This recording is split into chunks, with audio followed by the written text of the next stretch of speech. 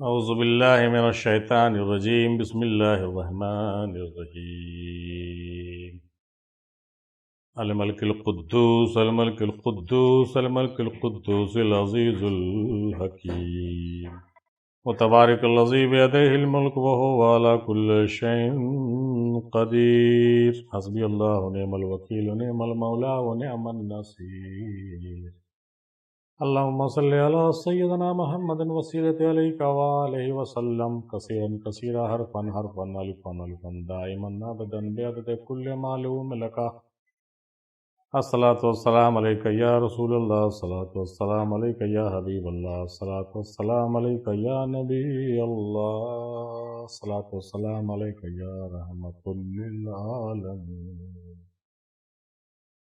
محترم جناب سامعین، تمام مرکز افضلیہ کے سامعین اور قارئین اور ناظرین اور حاضرین، السلام علیکم ورحمۃ اللہ وبرکاتہ۔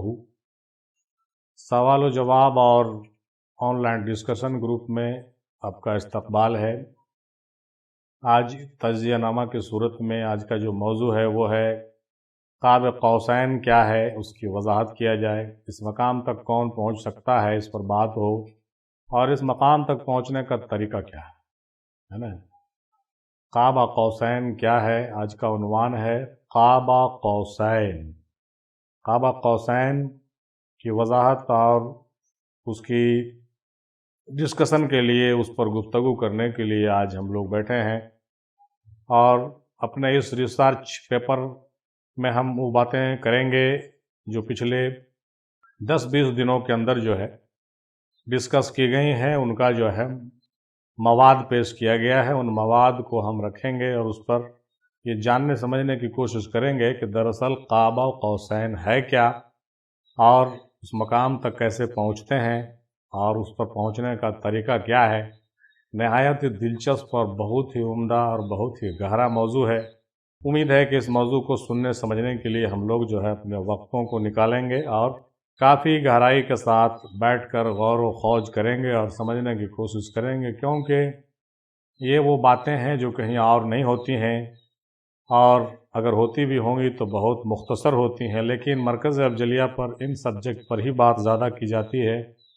اور مرکز افضلیہ کی مقبولیت کا راز بھی یہی ہے کہ ہم ایسے مواد اور ایسے سبجیکٹ کو سامنے لاتے ہیں جس کی بہت زیادہ ضرورت ہے علم تصوف میں، علم دین میں، اور ان حلقے میں جہاں پر جو ہے ان چیزوں کی قدر و قیمت ہے۔ تو آئیے شروع کرتے ہیں اور بسم اللہ کرتے ہیں اور غور و خوض کرتے ہیں قاب قوسین کے بارے میں۔ جناب صادق الرحمن بھائی اس پر بہت اچھے طریقے سے لب کشائی کرتے ہوئے کہتے ہیں کہ قاب کا مطلب پیمائش ہے، اور قوسین کا مطلب 2 کمانیں ہوتی ہیں، یعنی 2 کمانوں جتنا فاصلہ۔ یہ ایک ایسا مقام ہے جو وحدت اور احدیت کو ملاتا ہے، وحدت اور احدیت کو ملاتا ہے۔ اسے مقام وحدت بھی کہا جاتا ہے، جبکہ مرتبے کے اعتبار سے اسے مرتبہ عما کہتے ہیں۔ یہ مقام محمد رسول اللہ صلی اللہ تعالیٰ علیہ وسلم کے لیے خاص ہے، جو ابتدا اور انتہا دونوں کا مظہر ہے۔ یہ مقام رسول پاک کے لیے خاص ہے اور کوئی دوسرا اس مقام تک نہیں پہنچ سکتا۔ البتہ صوفیہ جو مقام صدیقین تک پہنچ جاتے ہیں وہ اس مقام کا نظارہ کر سکتے ہیں۔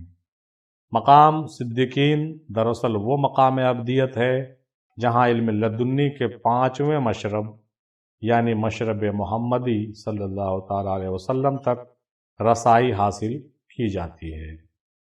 ان کاملین کو گنج بخش بھی کہا جاتا ہے، کیونکہ وہ روحانی خزانے تقسیم کرتے ہیں اور رہنمائی فرماتے ہیں۔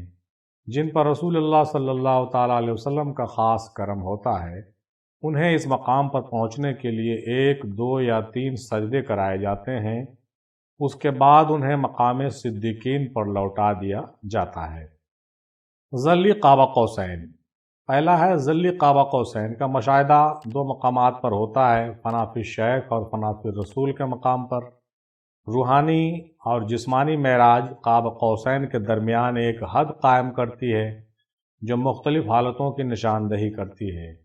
حال میں تبدیلی ہوتی رہتی ہے جبکہ مقام وہی رہتا ہے۔ دوسرا ہے عکسی قاب قوسین، جب سالک اپنے دل کی خواہشات اور روح کے ارادے کو فنا کر دیتا ہے تو وہ دو قوسوں یعنی قوس قلب اور قوس روح کو فنا کے پہلے مقام زیرو اور مرشد کریم کو بقا یعنی ایک کی شکل میں دیکھتا ہے۔ یہ بقا کی پہلی حالت ہے، یہ بقا کی پہلی حالت ہے۔ اگلا ہے حقی قاب قوسین، یعنی حقی قاب قوسین کا مشاہدہ مقام صدیقین پر کیا جاتا ہے، جہاں قوس کبریائی اور قوس مصطفائی کی شکل میں تجلیات ہوتی ہے۔ قوس کبریائی احد، صمد، لم یلد ولم یولد کے اسرار کو بیان کرتا ہے، جبکہ قوس مصطفائی انی عبداللہ، الفقر فخری جیسے روحانی حقائق کی نمائندگی کرتا ہے۔ دونوں کے درمیان برزخ مقام شیونات ہے، جو وحدت اور کثرت کے درمیان حد فاصل ہے۔ یعنی ابھی جو باتیں ہو رہی ہے ذلی قاب قوسین، عکسی قاب قوسین اور حقی قاب قوسین کے عنوان سے بھی ہم گفتگو کر رہے تھے، اور اس گفتگو کے ٹیکنیکل پہلو کو جناب صوفی صادق الرحمن صاحب نقشبندی قبلہ مدظلہ العالی ترجمانی کرتے ہوئے یہ باتیں آپ کے سامنے رکھ رہے تھے، جس میں قاب کیا ہے، قوسین کیا ہے، یہ باتیں ابھی آپ سماعت کر رہے تھے، اور مقام احدیت اور وحدت کی بات آپ نے سماعت فرمایا، اور رسول پاک صلی اللہ تعالیٰ علیہ وسلم کے لیے جو مخصوص مقام ہے اس پر بھی ہم لوگ باتیں ابھی کر رہے تھے، اور راہ سلوک میں یہ کیسے آگے کام آتا ہے یہ بھی ہم لوگ ابھی گفتگو کر رہے تھے۔ اب ہم جناب شاہ محمد انور حسینی صاحب قبلہ مدظلہ العالی کی بات سنتے ہیں۔ سورہ نجم آیت نمبر 8 اور 9 میں اللہ تعالیٰ فرماتا ہے ثم دنا فتدلی فکان قاب قوسین وادنا، یعنی پھر وہ جلوہ قریب ہوا اور مزید قریب ہوا، یہاں تک کہ دو کمانوں کے برابر یا اس سے بھی کم فاصلہ رہ گیا۔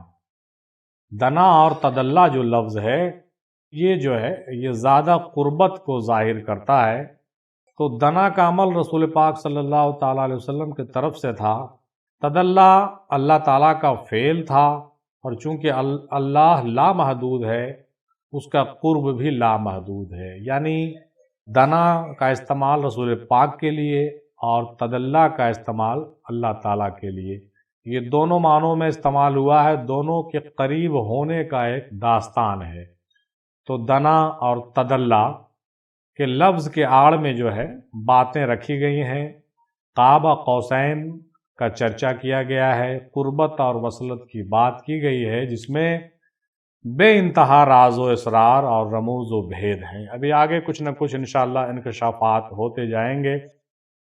قاب قوسین سے مراد دو کمانوں کے درمیان کا فاصلہ ہے۔ عرب معاشرت میں یہ محاورہ انتہائی قربت کو بیان کرتا تھا، یعنی عرب میں یہ جو محاورہ بیان کی جاتی تھی، دو کمانوں کا فاصلہ یا پھر قاب قوسین کہہ دینا، یہ الفاظ جو ہیں یہ عربی کلچر میں آئے ہیں تاکہ عربی داں یا عرب کے لوگ اس بات سے ان حقیقتوں کو زیادہ سمجھ سکیں، ہے نا۔ محاورہ انتہائی قربت کو بیان کرتا ہے، جیسا کہ دوستوں کے معانقہ کے دوران کمانوں کا فاصلہ باقی رہتا ہے۔ اللہ تعالیٰ نے اسی عام فہم تمثیل سے رسول اللہ صلی اللہ تعالیٰ علیہ وسلم کی اللہ کے ساتھ قربت کو بیان کیا ہے۔ یہاں یہ بات ذہن میں رکھنی چاہیے کہ اللہ تعالیٰ ہر جسمانی مشابہت سے پاک ہے، جیسا کہ قرآن میں ہے لیسا کمثلہ شیئن، سورہ شورى میں ہے۔ قاب قوسین حقیقت میں وہ مقام ہے جہاں وصال باللہ ہوتا ہے۔ کیا ہوتا ہے؟ وصال باللہ، اور یہی مقام سینہ محمد صلی اللہ تعالیٰ علیہ وسلم ہے۔ اللہ سبحانہ تعالیٰ نے سینہ محمد صلی اللہ تعالیٰ علیہ وسلم کو کھول کر اسے مقام قاب قوسین بنایا، جیسا کہ سورہ الشرح میں بیان فرمایا گیا ہے الم نشرح لک صدرک، یعنی کیا ہم نے تمہارا سینہ نہیں کھول دیا؟ یہ کھولنا سینے کو قاب قوسین کا مقام عطا کرنا تھا، تاکہ آپ صلی اللہ تعالیٰ علیہ وسلم جہاں بھی ہوں اللہ کا قرب ان کے ساتھ ہو۔ سورہ حدید آیت نمبر 4 میں ارشاد ہے کہ وَهُوَ مَعَكُمْ إِنَّمَا كُنْتُمْ وَاللَّهُ بِمَا تَعْمَلُونَ بَصِيرٌ، یعنی وہ تمہارے ساتھ ہے جہاں بھی تم ہو، اور اللہ تمہارے اعمال کو دیکھ رہا ہے۔ فرمان رسول پاک صلی اللہ تعالی علیہ وسلم کے مطابق من رانی فقد رأى الحق، جس نے مجھے دیکھا گویا اس نے حق کو دیکھا۔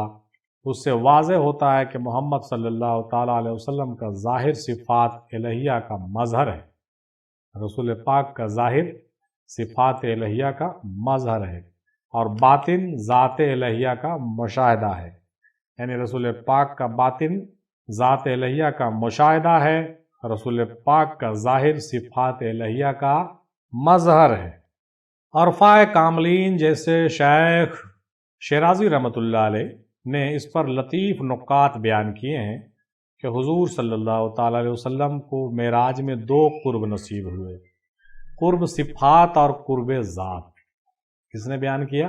یہ حضرت شیرازی رحمۃ اللہ علیہ نے بیان کیا کہ صفاتی قرب اور ذاتی قرب عطا ہوا، اور ان دونوں قربوں نے حضور کو اپنے حصار الاتفات میں لے لیا، یعنی اپنے حصار میں لے لیا، خصوصی حصار میں لے لیا، حصار الاتفات میں لے لیا۔ مرد مومن ہی اس مقام تک پہنچ سکتا ہے، کیونکہ حدیث نبوی کے مطابق قلب المومن عرش اللہ، یعنی مومن کا قلب عرش الہی ہے، اس لیے قلب مومن رحمان کا گھر ہے، جیسا کہ سورہ طٰہٰ آیت نمبر 5 میں ارشاد ہوا ہے کہ الرحمن علی العرش استویٰ، یعنی رحمان نے عرش پر استوا فرمایا۔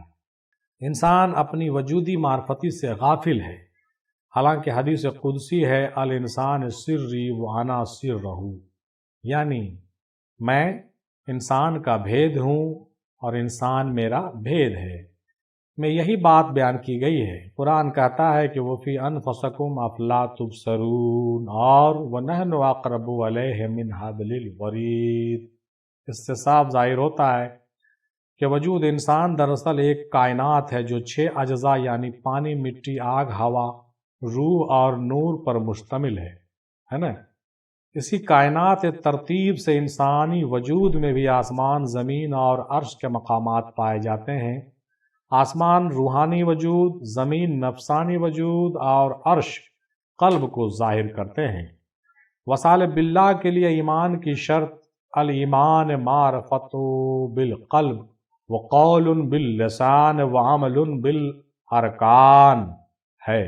سورہ الحجرات آیت نمبر 14 میں فرمایا گیا کہ دیاتیوں نے کہا ہم ایمان لائے، لیکن حقیقت میں وہ ابھی دل کے معرفت تک نہیں پہنچے تھے۔ نماز میں حضور قلب کے بغیر ایمان ناقص رہتا ہے، اور حدیث نبی صلی اللہ تعالیٰ علیہ وسلم ہے کہ لا صلاۃ الا بحضور القلب، یعنی نماز کے ذریعے مومن قرب الہی حاصل کرتا ہے، اور قرب الہی وصال باللہ کا مقام ہے جو سینہ محمد صلی اللہ تعالیٰ علیہ وسلم اور مقام قاب قوسین ہے۔ بغیر مرشد کے اس مقام تک پہنچنا ممکن نہیں ہے، اور قرآن مجید میں سورہ البقرہ آیت نمبر 3 میں بھی اس حقیقت کی طرف اشارہ ہے کہ الذین یؤمنون بالغیب ویقیمون الصلاۃ ومما رزقناہم ینفقون، یعنی صوفی صاحب یہ بات جو ہے قرآن اور حدیث کے حوالے سے پیش کرنا چاہ رہے ہیں کہ یہ سارا راز اور سارا بھید جو ہے انسان کے اندر پوشیدہ ہے، اور انسان کے اندر ہی یہ سارا راز اور سارا بھید کھلنے والا ہے، اس پر غور کرنا چاہیے۔ جناب منور قادری ستاری صاحب مدظ اللہ العلی بیان کرتے ہیں کہ قاب قوسین کا ذکر قرآن کے سورہ نجم آیت نمبر 8 اور 9 میں آیا ہے۔ سورہ نجم آیت نمبر 8 میں سما دنا فتدلا، پھر قریب ہوا اور اتر آیا، اور سورہ نجم آیت نمبر 9 میں فکان قاب قوسین و ادنا، یعنی 2 کمان کے فاصلے پر یا اس سے بھی کم۔ آیت نمبر 8 کی تصریح مندرجہ ذیل دیکھیے کہ پہلا قوس عروج کا، سما دنا، پھر وہ قریب ہوا، یہ پہلا قوس ہے۔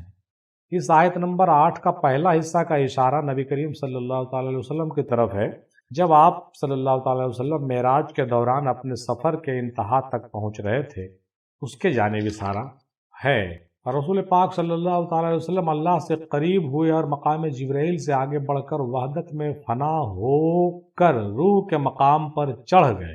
اسی مقام پر جبرائیل علیہ السلام نے کہا کہ اگر میں اس کے قریب بھی گیا تو جل جاؤں گا، اس لیے کہ اس مقام سے آگے کچھ نہیں تھا مگر ذات میں فنا اور شعاؤں میں جلنا۔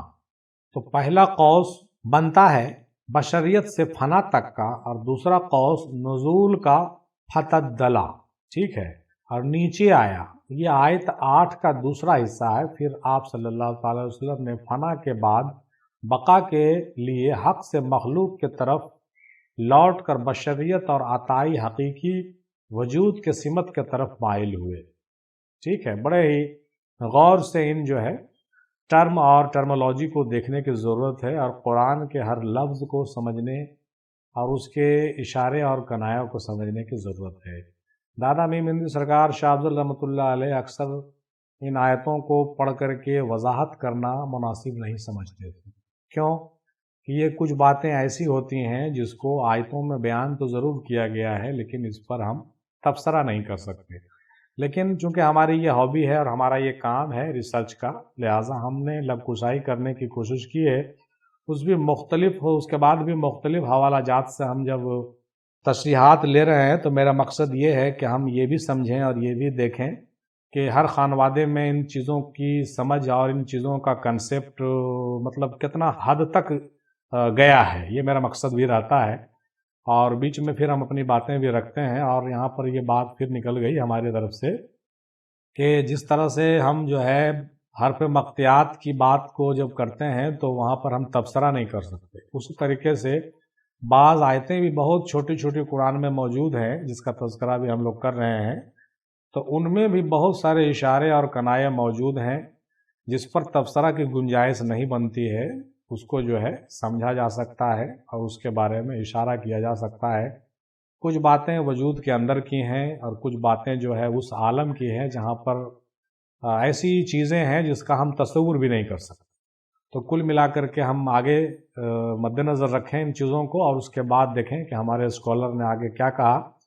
تو یہ بیان کر رہے ہیں محترم کہ آپ صلی اللہ تعالی وسلم کا حقیقی وجود تمام اشیاء کے لیے کل وجود جوامع القلم کے دائرے کا پیمانہ بن گیا، جسے خیالی لکیر یعنی قاب کے ذریعے حقیقی اور تخلیق کی نسبت دو کمانوں میں تقسیم کر دیا گیا۔ یہ خیالی لکیر دائرے کو دو حصوں میں کاٹتی ہے، دو قوس کا ایک دائرہ بن گیا جس کی تعریف دو نقطہ نظر پر مشتمل ہے۔ پہلا نقطہ آغاز کرنا اور قریب ہو جانا۔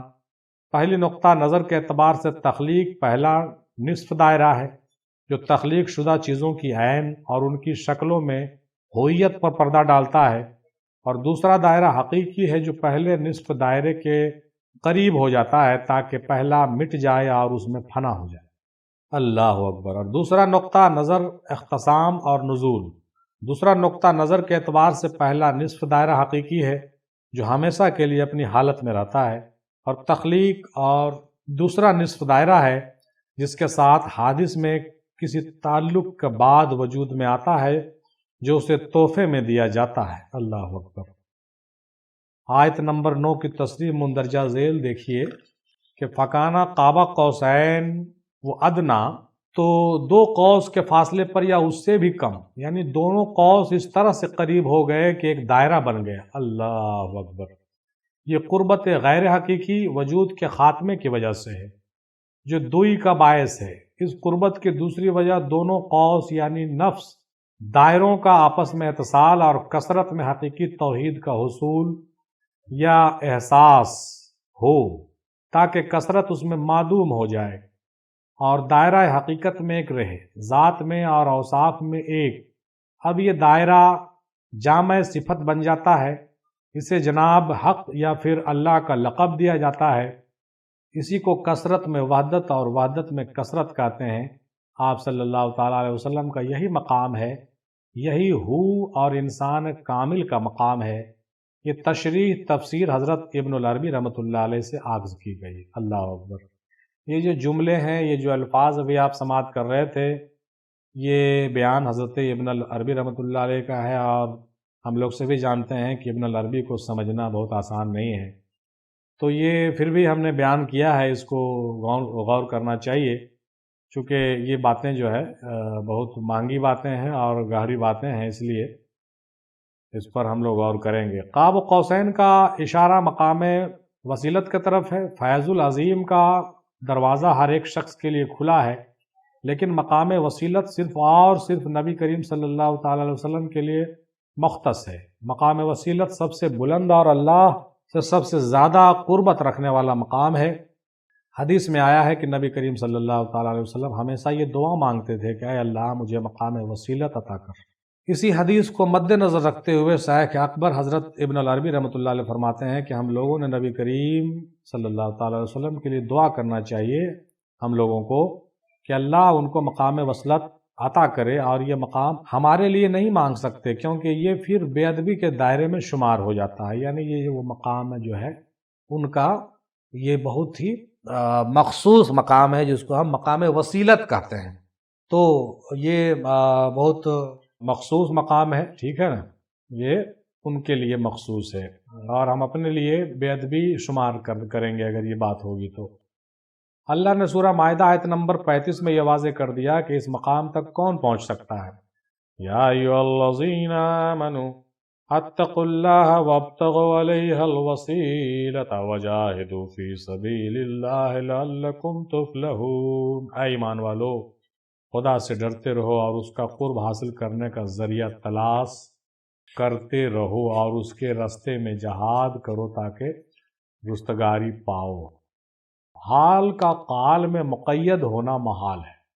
مشاہدات و کیفیات کا ماحصل منطق اور ریاضی کے خشک و مقید جدوجہد سے ہاتھ نہیں آتا۔ شف اور شہود کی وساطت سے علوم حاصل ہوتے ہیں، وہ کتابوں کی مدت سے حاصل نہیں ہو سکتے۔ لذت بعام کا صحیح اندازہ قوت ذائقہ کے وساطت سے ہو سکتا ہے، نہ کہ نظم و نثر کے ذریعے۔ قوت سامیہ، قوت باصرہ، قوت لامسہ مجتمع ہو کر بھی قوت ذائقہ کی کمی کو پورا نہیں کر سکتی۔ اس کا مطلب یہ نہیں کہ سالقین راہ طریقت کو خانقاہوں کی زندگی کی اور ریاضت و مجاہدات سے جو مفاد حاصل ہوتے ہیں وہ ضروری نہیں ہیں، بلکہ بلا مشقت حاصل ہو جاویں، ایسا ہونا غیر ممکن ہے۔ حضرت ابن العربی رحمۃ اللہ علیہ کا قول ہے کہ سالک کو مسلسل اللہ کے دروازے پر دستک دینا چاہیے جب تک وہ دروازہ کھول نہ جائے۔ بے شک مرشد کامل ایک ہی توجہ میں سالک کو سلوک کی ساری منازل طے کرا سکتا ہے اور اس کے مقام مشاہدہ حق تک پہنچا سکتا ہے، لیکن ایسا نصیب سب کا نہیں ہوتا، اور یہ نعمت اللہ سب کو نہیں بخشتا۔ صحیح بات ہے۔ حضرت ابن العربی رحمۃ اللہ علیہ کا قول ہے کہ جب تک سالک کو ایسے مرشد کامل تک رسائی نہ حاصل ہو تب تک ہم کو ریاضت اور مجاہدات سے کام چلانا ہوگا، اور اس میں انہوں نے 9 ارکان کا بیان کیا ہے، جس میں 4 ظاہر ہے اور 5 باطن ارکان ہیں جو روحانی ترقی کے لیے بہت ضروری ہیں۔ وہ 9 ارکان مندرجہ ذیل ہیں، اس کو دیکھا جائے۔ 4 ظاہری ارکان: الصمت یعنی خاموشی، سالک کو کم از کم گفتگو کرنا ہے۔ دوسرا العزلت، بھیڑ سے دور اکیلے رہنا، اور تیسرا ہے الجو یعنی بھوکا رہنا، کم کھانا۔ چوتھا ہے السحر یعنی شب بیداری، کم کھاؤ، کم سو، کم بولو، ہمیشہ اکیلے رہو۔ یہی ان 4 ظاہری ارکانوں کا نچوڑ ہے، اور 5 باطنی جو بتایا گیا وہ 5 یہ ہے: الصدق، ہمیشہ سچ بولو، اور چھٹا التوکل، اللہ پر بھروسہ رکھو۔ 7واں الصبر یعنی ہر حال میں صبر کرو۔ 8واں العزیمت یعنی وعدہ خلافی نہ کرو، اور 9واں الیقین یعنی اللہ پر پورا یقین رکھو۔ یہ 9 ہو گئے۔ مذکورہ بالا 9 ارکان تزکیہ نفس و صفائی قلب کے دائرے میں آتے ہیں۔ اس کے علاوہ سالک کو 4 دشمنوں سے آگاہ رہنا چاہیے۔ وہ 4 دشمن مندرجہ ذیل ایسے ہیں: پہلا ہوس، دوسرا نفس امارہ، تیسرا دنیا، اور چوتھا شیطان۔ پہلا ہوس، دوسرا نفس امارہ، تیسرا دنیا، چوتھا شیطان بتایا گیا ہے۔ بہت عمدہ باتیں ابھی ہو رہی ہے۔ اس کے علاوہ تزکیہ نفس کے گفتگو بھی ابھی چالو ہو گیا ہے بالکل۔ اب جناب صوفی ایوب محمودی صاحب قبلہ دامہ برکاتہ بیان کرتے ہیں کہ مقام قاب قوسین کو سمجھنے اور اس راز کو ظاہر کرنے کے لیے کامل مرشد کی نظر کرم اور فیض ہونا لازمی ہوتا ہے صاحب۔ صرف اسی صورت میں کوئی اس مقام کو سمجھ سکتا ہے اور دوسروں کو اس کی حقیقت سمجھا سکتا ہے۔ یہ وہ مقام ہے جہاں انسان اللہ کی قربت کو پہنچتا ہے، اور صرف وہی شخص اس مقام کا تجربہ کر سکتا ہے جس نے اس مقام کو پا لیا ہے۔ جب کوئی سچا مرید بنتا ہے تو اسے معلوم ہو جاتا ہے کہ کامل اور ناقص پیر میں کیا فرق ہے۔ مرید اپنے ساتھ ہزاروں خواہشات لے کر آتا ہے، لیکن پیر کا کام یہ ہوتا ہے کہ وہ مرید کو ان خواہشات سے آزاد کرے اور اسے اپنے نفس پر قابو پانے کی تربیت دے دے۔ پیر کی تعلیمات کے مطابق مرید کو پیر کی طرح سننا، بولنا اور چلنا ہوتا ہے۔ جو مرید پیر کے ظاہری و باطنی صفات کو اپناتا ہے، اس کی شخصیت میں پیر کی جھلک نظر آنے لگتی ہے۔ ایک دن ایسا آتا ہے کہ مرید کی شخصیت میں پیر کی صفات مکمل طور پر منعکس ہو جاتی ہے اور اسے فنا فی الشیخ کا مقام حاصل ہوتا ہے۔ اس مقام پر پہنچنے کے بعد مرید کی حقیقی شناخت مٹ جاتی ہے اور وہ پیر کے مکمل نقش قدم پر چلنے لگتا ہے۔ اس کے بعد پیر خود مرید کو فنا فی الرسول کا مقام بتاتے ہیں۔ فنا فی الرسول کے مقام پر مرید کو یہ احساس ہوتا ہے کہ اب اس کا ہر عمل رسول پاک صلی اللہ تعالیٰ علیہ وسلم کے اخلاق و کردار کی جھلک بن چکا ہے۔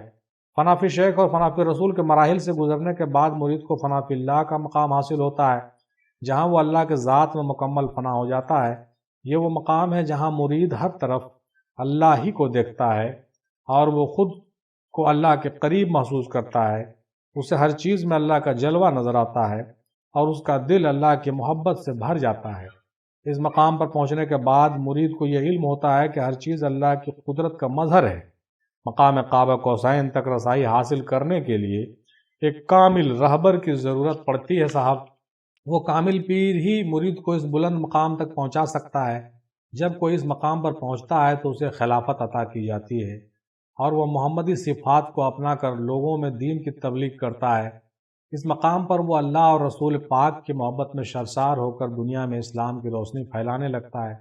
یہی وہ مقام قاب قوسین ہے جہاں انسان اللہ کے انتہائی قرب میں پہنچ کر اللہ کے دیدار کی لذت سے سرشار ہو جاتا ہے۔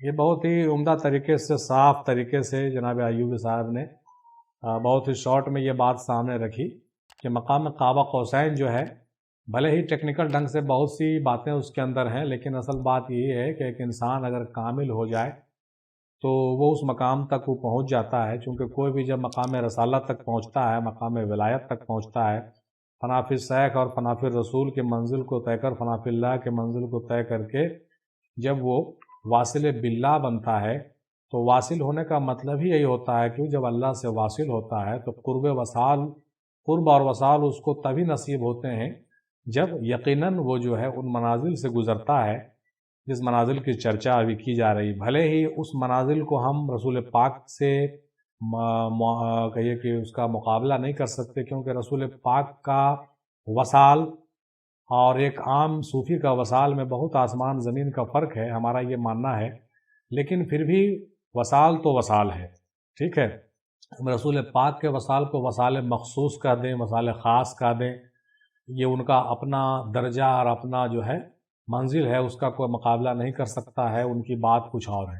لیکن ان کے نقش قدم پر چل کر کے کوئی شخص جب مقام رسالت پر یا ولایت پر پہنچتا ہے تو اس کو جو قربت اور وصلت عطا ہوتی ہے، یقیناً اس کا بھی ہم کہیے کہ کوئی مقابلہ نہیں کر سکتے ہیں۔ یہ بہت ہی انوکھی بات ہوتی ہے، بہت ہی عمدہ بات ہوتی ہے اور بہت بڑی کامیابی ہوتی ہے، ٹھیک ہے نا۔ چونکہ اگر ہم وصال پر بھی اگر کبھی گفتگو کریں تو وصال کے اتنے درجے اور اتنے مقامات ہو جائیں گے کہ ہم جو ہے اس کا تصور بھی نہیں کر سکتے ہیں۔ جس طریقے سے ایک عام انسان کا فنا ہونا اور اہل بیت کا فنا ہونا میں آسمان زمین کا فرق ہے، اسی طریقے سے ہم لوگوں کا مقام وصال پر پہنچنا ایک الگ موضوع ہے، اور اہل بیت علیہ السلام کا خصوصی طور سے رسول پاک کا منزل وصال پر پہنچنا ایک الگ موضوع ہے اور ایک الگ سبجیکٹ بن جاتا ہے۔ اس لیے ہم اس سے نہ تو کر سکتے ہیں مقابلہ، نہ مقابلہ کرنے کی کسی کی اوقات ہے بہرحال، لیکن جو پروسیجر ہے ہم اس پروسیجر کی بات کر رہے ہیں نا۔ جناب ایوبی صاحب نے بھی یہ بات بہت اچھے طریقے سے بیان کی ہے، اور انہوں نے یہ بھی بیان کر دیا کہ اس طریقے سے ہم اس منزل کو پہنچتے ہیں، قرب و وصال کو پہنچتے ہیں۔ گویا کہ ہم اپنے حساب سے کہہ لیں، اپنے ڈیفینیشن میں، تو ہم منزل قاب قوسین میں ہم بھی پہنچ سکتے ہیں۔ بھلے ہی ہم اور رسول پاک کا وہ مقام محمود جس کو کہہ لیں اور مقام احدیت اور وحدت کہہ لیں، ان کے لیے جو مخصوص منزل ہے وہاں بھلے نہیں پہنچے ہم، لیکن ان کی قدم بوسی کرتے ہوئے ہم اس مقام پر، اس منزل پر جہاں ضرور پہنچ سکتے ہیں جہاں تک پہنچنے کا ہم کو حق ہے نا۔ امید ہے میری بات جو ہے لوگوں تک پہنچ گئی ہوگی، اور تمام پیران عظام جو ہے میرے اس موضوع پر کنسیڈر کریں گے، اور ہم جو کہنا چاہتے ہیں یہ بات سمجھنے کی کوشش کریں گے ماشاءاللہ۔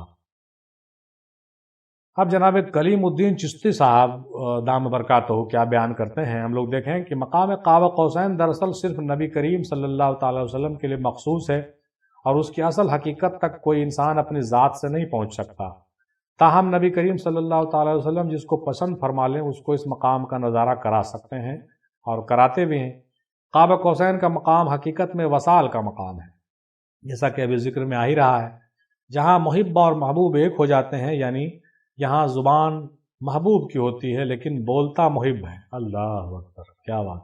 کان محبوب کے ہوتے ہیں لیکن سنتا محب ہے، آنکھیں محبوب کی ہوتی ہے لیکن دیکھتا محب ہے، ہاتھ محبوب کا ہوتا ہے لیکن پکڑتا محب ہے، جسم محبوب کا ہوتا ہے لیکن اس میں رہتا محب ہے۔ یہاں کمال یہ ہے کہ ملکیت محب کی ہوتی ہے اور تقسیم کرنے والا محبوب ہوتا ہے۔ یہ مقام خاص الخاص مرید کو دکھایا جاتا ہے۔ اس نظارے کی اہل وہی شخص ہوتا ہے، نظارے کا اہل وہی شخص ہوتا ہے جس کو نبی کریم صلی اللہ تعالی وسلم اپنے سینہ مبارک سے اپنا ذاتی نور عطا فرماتے ہیں۔ اس نور کی برکت سے وہ انسان اس مقام کا نظارہ کرتا ہے اور اسے ایک اعلیٰ مقام عطا ہوتا ہے۔ اس نظارے کے بدولت وہ شخص ہر مجلس تک رسائی رکھتا ہے، چاہے وہ مجلس اولیاء کی ہو، انبیاء کی ہو، اہل بیت اطہار کی ہو یا خود حضور پاک کی ہو صلی اللہ علیہ وسلم۔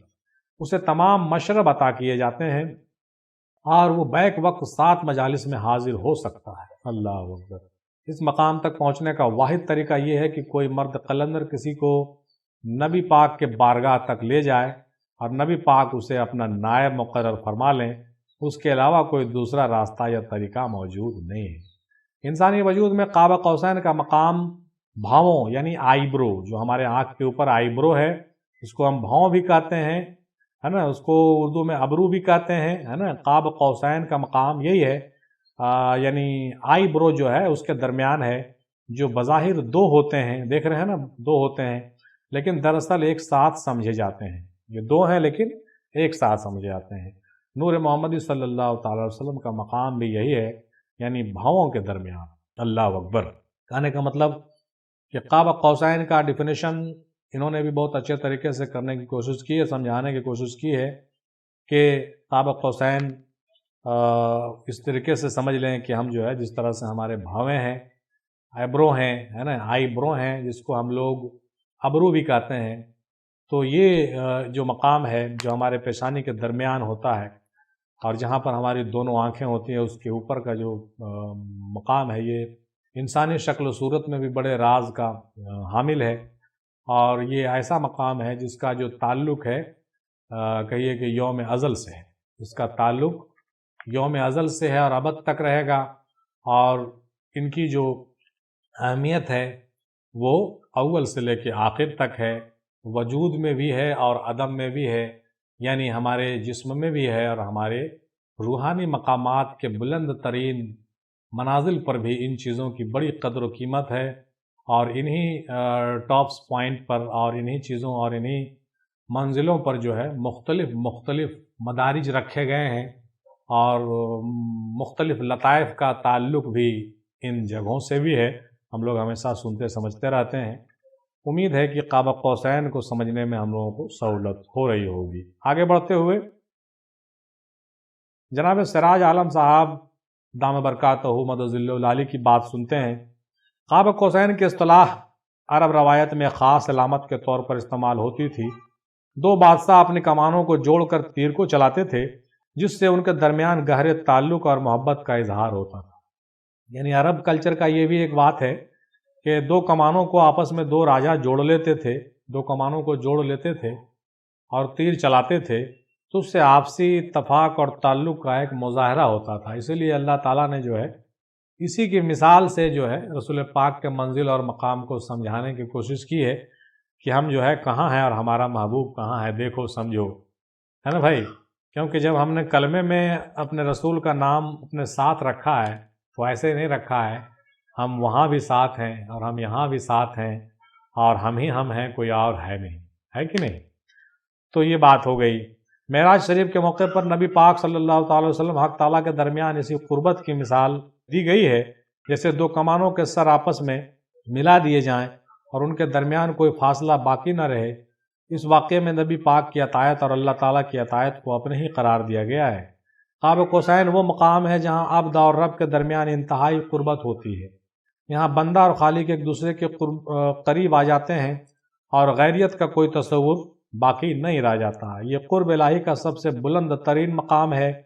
قاب قوسین تمام روحانی مقامات میں سب سے اعلیٰ مقام ہے، اور یہ خصوصاً نبی کریم صلی اللہ تعالیٰ علیہ وسلم کے لیے مخصوص ہے۔ صوفیہ نظریات میں قاب قوسین ایک مقدس دائرہ یا روحانی حالت ہے۔ اس مقام پر اللہ تعالیٰ اور اہل بیت کے درمیان گہرے تعلقات کی نشاندہی ہوتی ہے، جو الہی احسان، محبت اور حفاظت کا مظہر ہے۔ قاب قوسین کو اللہ تعالیٰ کی لامحدود رحمت کا مقام بھی کہا جاتا ہے، جہاں اللہ کی برکتیں مسلسل نازل ہوتی رہتی ہے، اور خاص طور پر اسلامی تصوف میں اس کی بہت اہمیت ہے۔ قاب قوسین نبی کریم صلی اللہ تعالیٰ علیہ وسلم کی اللہ تعالیٰ سے قربت کی علامت ہے، اور مومنین کے لیے یہ ایک مقدس مقام ہے جہاں روحانی رہنمائی اور شفاعت حاصل کی جاتی ہے۔ اس مقام پر اللہ تعالیٰ اور رسول پاک کے درمیان گہرے روحانی تعلق کا اظہار ہوتا ہے، اور اس کے متلاشی افراد کے دل اور روح کی صفائی ہوتی ہے۔ قاب قوسین الہی قربت کا مظہر اور روحانی عروج کا مقام ہے، جو نبی کریم صلی اللہ تعالیٰ علیہ وسلم اور ان کے پیروکاروں کے لیے انتہائی برکات کا حامل ہے۔ ماشاءاللہ، بہت عمدہ طریقے سے آپ نے بھی اپنی باتیں پیش فرمائی ہیں۔ تمام مفکر حضرات کا جو ہے مرکز افضلیہ تہہ دل سے شکریہ ادا کرتا ہے، اور سب کے لوازمات اور سب کے جو مواد ہیں ان کی قدر کرتے ہوئے تمام ناظرین اور حاضرین کو اس پر غور و خوض کرنے کی دعوت دیتا ہے۔ اب آئیے محترمہ عشرت فاطمہ صاحبہ کی باتیں سنتے ہیں۔ حیرت نہیں بے سایہ اگر ذات ہوئی، ٹکڑے کیا چاند کیا کرامات ہوئی، دن رات تھا جلوائے خدا پیش نظر، معراج ہوئی تو کیا نئی بات ہوئی۔ آقا کریم رؤوف الرحیم صلی اللہ تعالیٰ علیہ وسلم کے شان اقدس کا سب سے عظیم معجزہ معراج النبی، یا وہ مقام جہاں تک کبھی کسی کی رسائی نہ ہوئی تھی، نہ ہوئی ہے اور نہ ہوگی، اور قاب قوسین معراج کی معراج ہے۔ یہ وہ مقام ہے جہاں قرب اپنے کمال کو پہنچا، اور بادب جو نزدیکی متصور ہو سکتی تھی وہ اپنی غایت کو پہنچی۔ قاب کے لفظ معنی قریب ترین مقام یعنی کلوزسٹ پوائنٹ، قاب کے معنی کلوزسٹ پوائنٹ کے ہیں، اور لفظ قوسین کے معنی ہیں بو اینڈ کرو یعنی کمان، اور قوسین یعنی دو کمانیں، ٹو باؤز۔ لہٰذا قاب قوسین کے لفظی معنی بنتے ہیں دو کمانوں کے ملنے کا سب سے قریب ترین مقام، اور اسی جگہ یہ ایک دائرہ کے شکل بنتا ہے یعنی بن جاتا ہے۔ دو کمانوں کے ملنے کا سب سے قریب ترین مقام، ماشاءاللہ، عمدہ۔ A point where two bows meet closely enough to form a circle۔ دائرہ سرکل کی تعریف یہ ہے کہ جس کی کوئی شروعات یعنی اسٹارٹ پوائنٹ نہ ہو، اختتام یعنی اینڈ پوائنٹ، وہ مقام جو ازل سے ابد تک ہو۔ یعنی کہنے کا مطلب دائرہ سرکل کی تعریف یہی ہے کہ اس کی کوئی شروعات اسٹارٹ پوائنٹ ہو، نہ اختتام اینڈ پوائنٹ ہو۔ وہ مقام جو ازل سے ابد تک ہو، دائرہ ایک کبھی نہ ختم ہونے والے مقام کی نمائندگی کرتا ہے۔ یہ صفات کا مسلسل بہاؤ ہے جو وجود کے تمام پہلوؤں کو گھیرے ہوئے ہے۔ یہ مکملیت، اتحاد اور تکمیل کی علامت ہے، بلکہ یہی در حقیقت توحید کی معراج ہے۔ اللہ اکبر، سبحان اللہ۔ جہاں ذو مرتع عظیم کمال رویت والے نے جلوے کا قصد کیا۔ سفر ہی جب منزل ہو جائے تو اسے معراج کہیے۔ گیا تو عبد تھا مگر واپس جو آیا تو معبود ہو گیا۔ اللہ اکبر۔ معراج جانا تو اپنے آپ میں کمال ہے ہی، لیکن عروج کمال معراج سے واپس آنا تھا۔ آقا کریم صلی اللہ تعالیٰ علیہ وسلم کی 13 سالہ مکی اور 10 سالہ مدنی زندگی، اور قرآن مجید کی مکی اور مدنی صورتیں اور ان کے مخاطب اور ان کے احکام اس بات کا ثبوت ہیں۔ ساری مکی صورتوں کے مخاطب مشرکین مکہ، یا وہ جو ابھی ایمان نہیں لائے تھے، یا ایھا الناس، اور پیغام شرک سے بیزاری اور اللہ کی توحید کا حکم لا الہ الا اللہ۔ اور رسول اللہ صلی اللہ علیہ وسلم کی 10 سالہ مدنی زندگی یعنی بعد از معراج انبیاء کے مخاطب یا ایھا الذین آمنوا تھے، یہاں ایمان والوں سے خطاب ہوتا ہے اور حکم ہے کہ نبی کریم صلی اللہ تعالی علیہ وسلم اور آل نبی صلی اللہ علیہ وسلم کی توقیر، تطہیر، تعظیم اور ان کے حقوق کی ادائیگی، یعنی محمد رسول اللہ کا اس بات معلوم ہوا کہ معراج توحید کا اصل ہی محمد رسول اللہ ہیں۔ معراج توحید کا اصل ہی محمد رسول اللہ صلی اللہ تعالی علیہ وسلم۔ وجود انسان میں 2 بھویں، آئی بروز، قوسین ہیں، اور ان کے بیچ کا مقام نفس کو جب سجدے میں میم بن کر زیر خاک کرے، وہی الصلاۃ معراج المومنین کے مترادف ہے کہ بندہ اپنے نفس کو جب خاک میں ملا دے اور اپنے انا کو فنا کرے تبھی اس کے معراج۔ 2 ہونٹ لپس اگرچہ 2 قوس کے مانند ہیں، ان کے آپس میں ایک جان ہو کر ملنے کی جنبش سے جو آواز نکلتی ہے وہ میم محمد بنتا ہے۔ اللہ اکبر! یعنی حروف کے معراج میم ہے۔ دعا کیا ہے؟ دعا مصافحہ ہے۔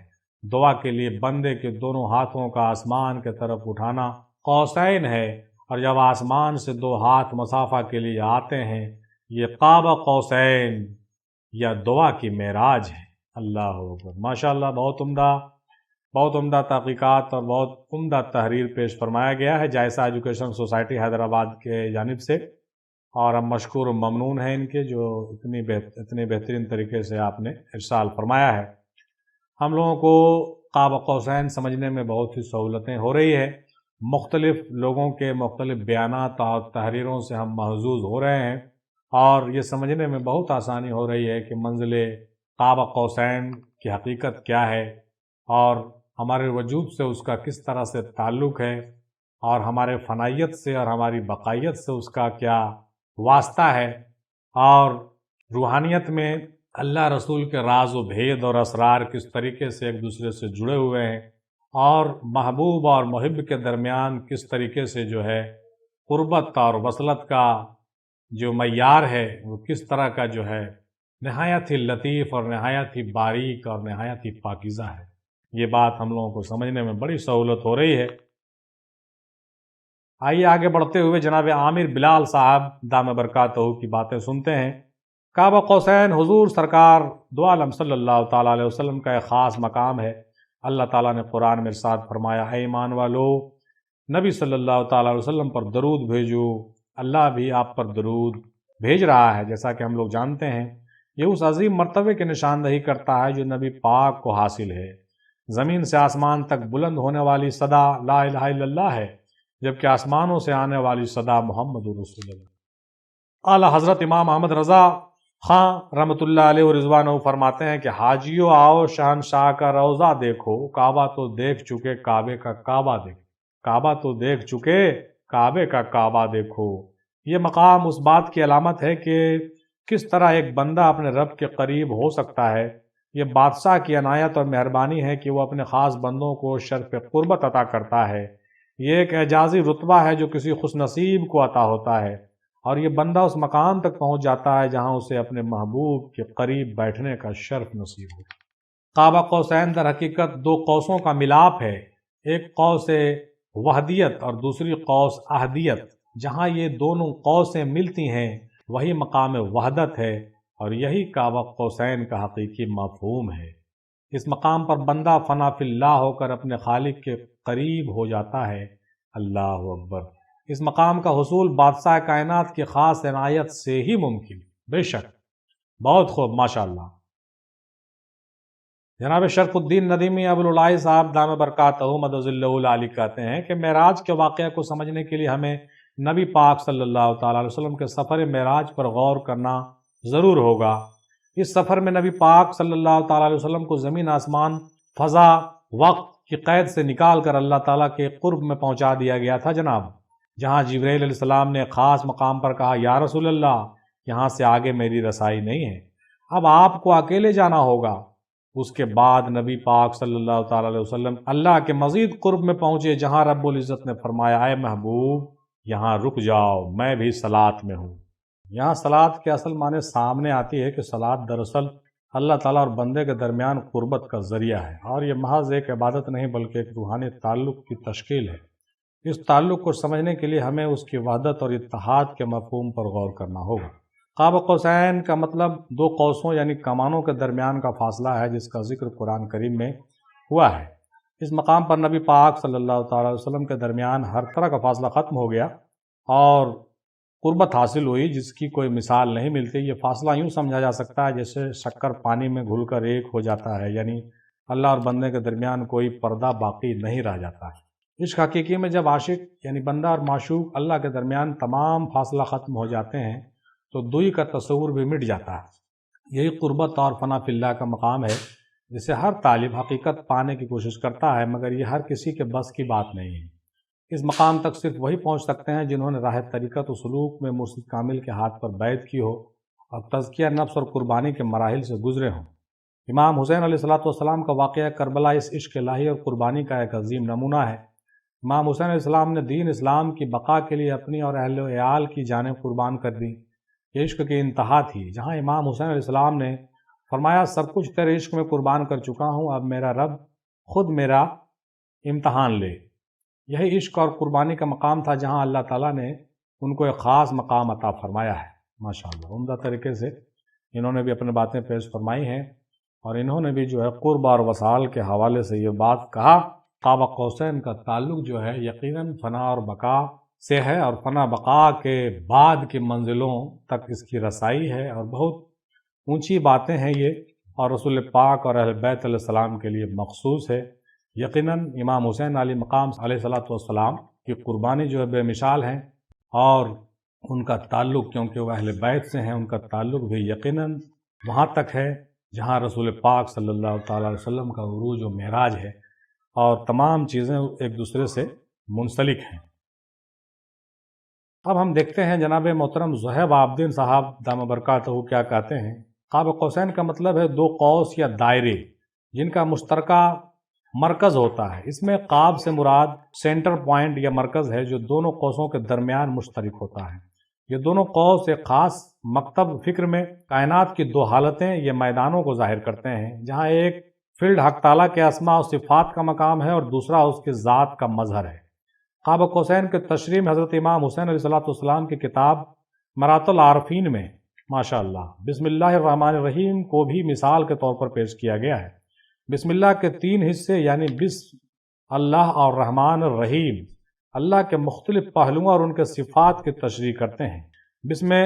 بسم میں اللہ کے نام سے آغاز ہوتا ہے، اللہ میں اس کی ذات کا ذکر ہے، جبکہ الرحمن اور الرحیم میں اس کی رحمت اور شفقت کی صفات ہیں۔ یہ دو قوسوں کے درمیان تعلق کو بیان کرتا ہے، جس میں ایک قوس اللہ کے ذات کا مظہر ہے جبکہ دوسرا اس کی صفات کا۔ قرآن کریم میں سورہ نجم میں قاب قوسین کا ذکر آتا ہے، جس میں نبی پاک صلی اللہ تعالیٰ علیہ وسلم کے معراج کے سفر میں اللہ سے قربت کا ذکر کیا گیا ہے۔ قاب قوسین کو یہاں دو قوسوں یا کمانوں کا فاصلہ کہا گیا جس میں قربت کی انتہا کو بیان کیا گیا ہے۔ یہ قربت ایسی ہے کہ نبی پاک صلی اللہ تعالیٰ علیہ وسلم اور اللہ کے درمیان فقط ایک چھوٹا سا فاصلہ باقی رہ گیا تھا، جہاں عابد اور معبود کا فرق تقریباً مٹ گیا تھا۔ اس کے مزید سمجھنے کے لیے عرب ثقافت میں قاب قوسین کا مطلب دشمنی کے خاتمے اور اتحاد کے اظہار کے طور پر لیا جاتا تھا۔ دو قبیلے جب صلح کرتے تھے تو اپنے سرداروں کے درمیان قاب قوسین کی رسم ادا کرتے تھے۔ اللہ اکبر!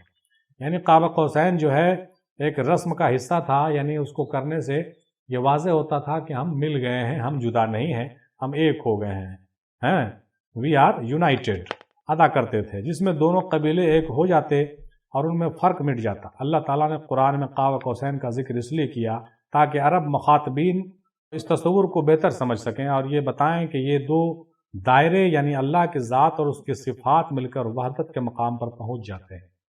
یہ بڑے ہی راز اور معرفت کی باتیں تھی جس کو قاب قوسین کے پردے میں اللہ تعالیٰ نے پیش کرنے کی کوشش کی ہے، اور ہم لوگوں کو ضرور چاہیے کہ ان چیزوں پر غور کریں۔ جناب زہیب عابدین صاحب آگے بیان کرتے ہیں کہ یہاں پر مولانا روم رحمۃ اللہ علیہ کا ایک قول بھی ہے کہ جب بے رنگی تک رسائی حاصل ہوئی تو موسیٰ علیہ السلام اور فرعون میں اتحاد پایا گیا۔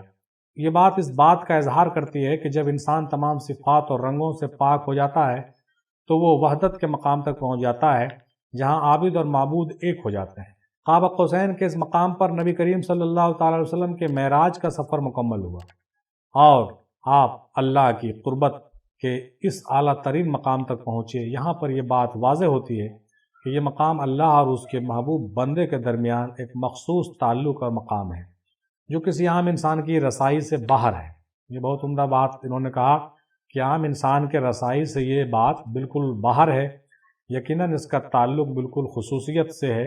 اور یہ جو باتیں ابھی بیان کی گئی ہے مولانا روم کے حوالے سے، اس کا جو زمن ہے، اس کا جو کہیے کہ سینیریو ہے وہ ڈیفرنٹ ہے۔ یہ دوسرے سینیریو میں یہ بات کہی گئی ہے کہ مولانا روم جو فرما رہے ہیں کہ بے رنگی جب ختم ہو گئی، جب بے رنگی تک رسائی حاصل ہو گئی اور جب حقیقت فاش ہوئی تو موسیٰ اور فرعون میں اتحاد پایا گیا، یعنی مومن و مشرک ایک ہوئے، حق و باطل ایک ہوئے۔ ایک الگ موضوع ہے، اس موضوع کو قاب قوسین سے کوئی تعلق نہیں ہے، اگرچہ اس کا ذکر کیا گیا، یہ ایک الگ موضوع ہے، لیکن اس میں یہ بات واضح طور سے بیان کی گئی ہے کہ جہاں پر اللہ اور اللہ کے محبوب کی بات آئی وہاں پر جو دائرہ ہے وہ ایک ہے۔ مطلب قاب قوسین سے یہ واضح ہو گیا کہ اللہ رسول کا جو دائرہ ہے وہ ایک ہے، مقام و منزل بھی ایک ہی ہے، الگ نہیں ہے۔ اس لیے تو کلمہ لا الہ الا اللہ محمد رسول اللہ میں ایک طریقے سے ایک لائن میں اور ایک جملے میں یہ بات بیان کی گئی ہے کہ جہاں تک محمد وہاں تک خدا ہے، جہاں تک خدا ہے وہاں تک محمد، جو ہم لوگ سنتے ہیں یہ بڑے ہی راز و نیاز کی باتیں ہیں۔ سرکار مہندی شاہ افضل رحمۃ اللہ علیہ بیان فرماتے تھے کہ ایک سکے کے دو رخ ہیں، ایک رخ میں اللہ تعالیٰ، دوسرے رخ میں رسول پاک صلی اللہ تعالیٰ علیہ وسلم، یعنی ایک طرف ذات دوسرے طرف صفات، ایک طرف محب ایک دوسرے طرف محبوب ہے۔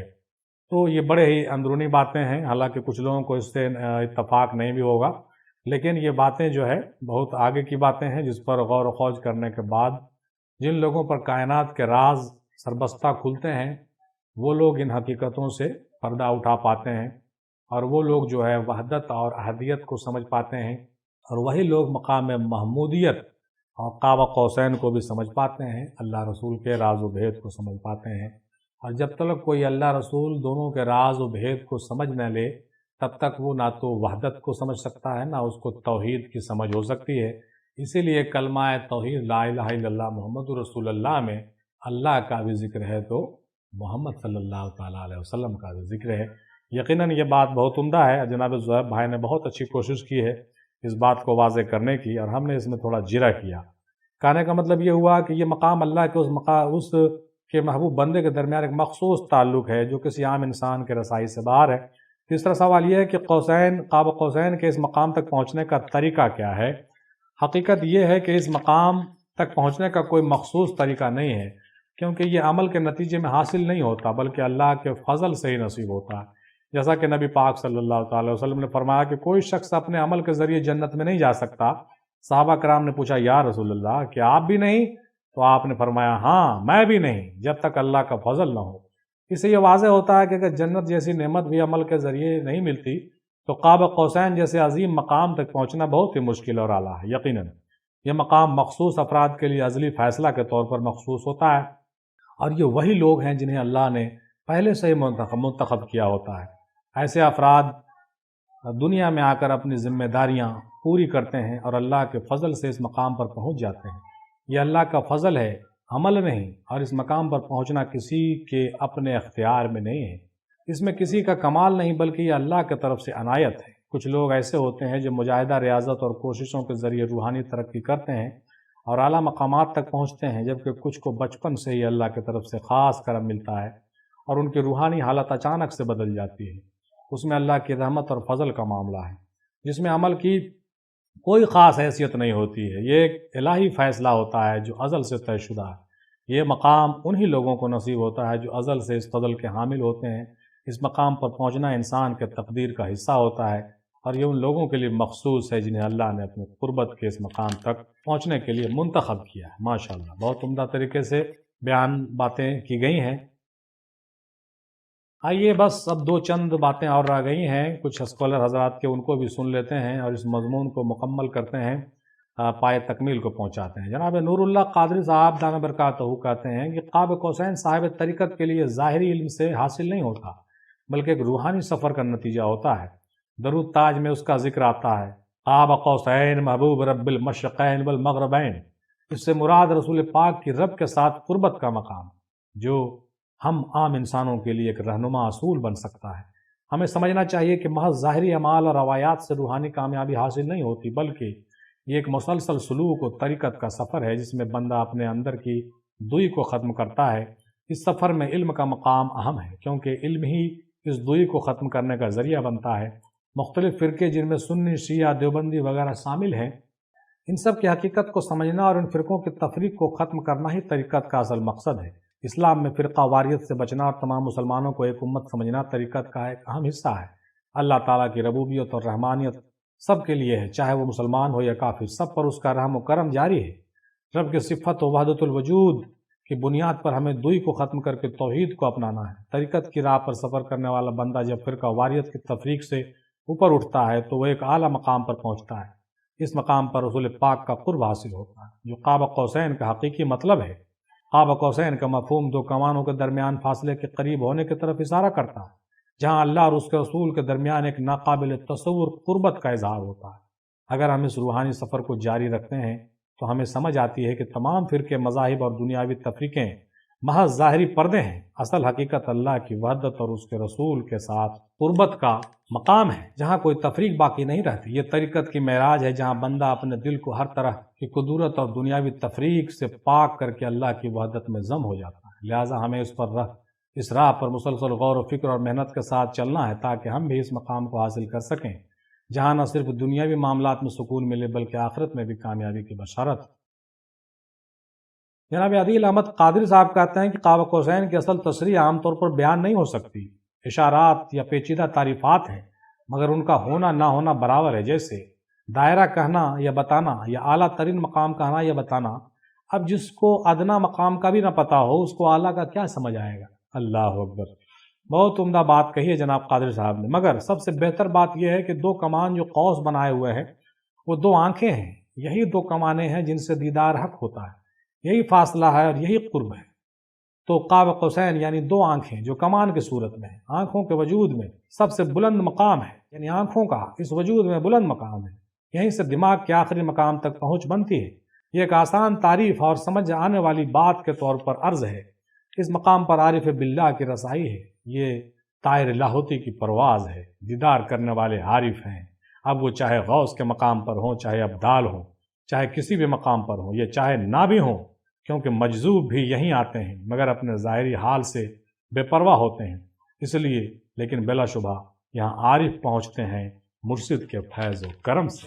ماشاءاللہ، عمدہ لفظوں میں عمدہ بات جناب عادل قادری صاحب بیان کر رہے ہیں۔ ایک طریقہ یہ ہے کہ جو مرشد بتا دیں بس ان کے فرمان پر قائم رہنا، اس طریقے کو فالو کرنا جو کہ بتایا گیا ہے۔ ویسے حقیقتاً کوئی طریقہ ہے یا نہیں یہ تو نہیں معلوم، لیکن یہ بات ہے کہ اگر مرشد چاہیں تو ایک نظر میں بھی پہنچا دیں، کیونکہ جب غیریت کا لبادہ اتر گیا تو جلوہ ہی جلوہ ہے پھر، اور جب جلوہ ہی جلوہ ہے ہر طرف تو پھر صرف دیکھنے ہی کی دوری ہے اور کچھ نہیں۔ سنبھل سنبھل ارے ناداں، دادے مزاج نہ بن، پسے نقاب ہے جلوہ سرے نقاب نہیں، پسے نقاب ہے جلوہ سرے نقاب نہیں۔ ماشاءاللہ، سبحان اللہ، ہمارے مرکز افضلیہ کے آن لائن پینلسٹ حضرات بہت عمدہ طریقے سے اپنی باتیں بیان کر گئے، اور آپ نے سماعت فرمایا مختلف طریقے سے، مختلف زاویے سے آپ نے قاب قوسین کی تشریح و توضیح جو ہے آپ نے سنا۔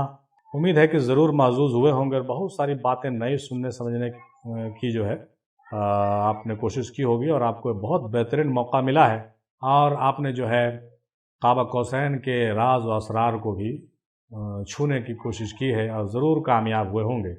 اب جو ہے آخر میں اس تجزیہ نامہ کے آخر میں ہم دو چند اشعار سنا کر اس موضوع کو بند کرنا چاہتے ہیں، جو ہم نے بہت پہلے ٹوٹے ہوئے الفاظ میں کوشش کی تھی پیش کرنے کی، کہ پیتا جا یوں ہی وحدت کا شراب اور زیادہ، ہٹ جائے گا نفسوں کا حجاب اور زیادہ، اور گم ہو کے راہ عشق میں منزل تلاش کر، ہنگامے ہیں عقلوں کے خراب اور زیادہ، اور بحر خودی میں ڈوب کر ساحل تلاش کر، دھوکہ نہ دیں خدا کے حباب اور زیادہ، اور تو ہو کہ فنا عشق کے براق پہ چڑھ جا، مل جائیں گے معراج وہ قاب اور زیادہ، مل جائیں گے معراج وہ قاب قوسین اور زیادہ، مل جائیں گے معراج وہ قاب اور زیادہ۔ یعنی کہنے کا مطلب یہ ہوا کہ فنا اور بقا کے منزلوں سے گزرنے کے بعد ہی ہم منزل قاب قوسین پر پہنچ سکتے ہیں۔ اور اللہ تعالیٰ سے دعا کیجئے کہ اللہ تعالیٰ آپ کو بھی جو ہے ان منزلوں سے گزرنے اور ہم لوگوں کو بھی ان منزلوں سے گزر کر منزل قاب قوسین پر پہنچنے اور اللہ کی قربت اور وصلت سے سرفراز ہونے کی توفیق عطا فرمائے۔ آمین ثم آمین۔ وما علینا الا البلاغ وآخر دعوانا الحمدللہ رب العالمین برحمتک یا ارحم الراحمین۔ حق لا الہ الا اللہ محمد الرسول اللہ صلی اللہ تعالی علیہ وسلم۔